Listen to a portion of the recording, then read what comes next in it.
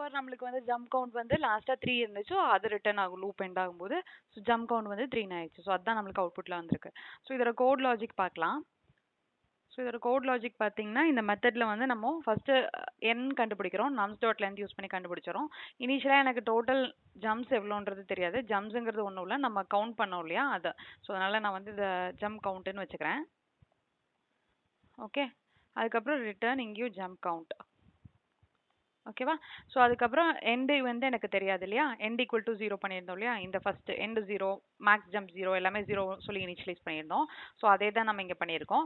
அதுக்கப்புறம் நான் எதுலேருந்து எது வரைக்கும் ரன் பண்ணுறேன் ஃபார் லூப்பை? i ஈக்குவல் டு 0லேருந்து n-1 வரைக்கும். ஏன் வந்து லெஸ் தென் n இல்லாமல் லெஸ் தென் n-1 பண்ணுறோம் அப்படின்னா, எனக்கு இங்கே n-க்கு லெஸ் தென் n வரைக்கும் பண்ணோன்னா, லெஸ் தென் n வரைக்கும் பண்ணீங்க அப்படின்னா எனக்கு இந்த லாஸ்ட் இண்டெக்ஸில் இருக்கிற எலிமெண்ட்டும் கன்சிடர் ஆகும்.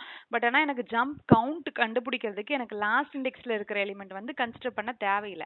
ஏன்னா எனக்கு வந்து ஜம்ப் பண்ணோன்னா அங்கே வந்து லேண்ட் ஆகணுங்கிறது, அதாவது ரீச் ஆகணும், அங்கே வந்து ரீச் ஆகணுங்கிறது தான் வந்து எனக்கு கொஸ்டினில் கொடுத்துருக்காங்க.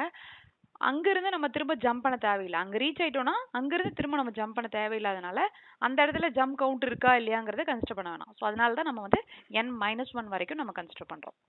அப்போ அதனால தான் இங்கே லூப் வந்து i less than n-1 வரைக்கும் ரன் ஆகுது. i++ பண்ணியிருக்கோம். இங்கே லாஜிக் என்ன எழுத போகிறோம் அப்படின்னா, ஃபர்ஸ்ட் எடுத்ததுமே நம்ம ஒவ்வொரு இதுலையும் என்ன கண்டுபிடிக்கிறோம்? இங்கே பாருங்க, ஃபர்ஸ்ட் எடுத்ததும் i ஈக்குவல் டு 0 வந்துருச்சு. ஃபர்ஸ்ட் எடுத்ததும் நான் ஜம்ப் கண்டுபிடிக்கிறேன், கரெக்டா? ஸோ அப்போ அதனால நான் இங்கே வந்து int jump is equal to, ஜம்ப்ங்கிறது ஒன்றும் இல்லை, அந்த பர்டிகுலர் இண்டெக்ஸ்ல இருந்து நான் எவ்வளோ தூரம் ஜம்ப் பண்ண முடியுங்கிற கெப்பாசிட்டி.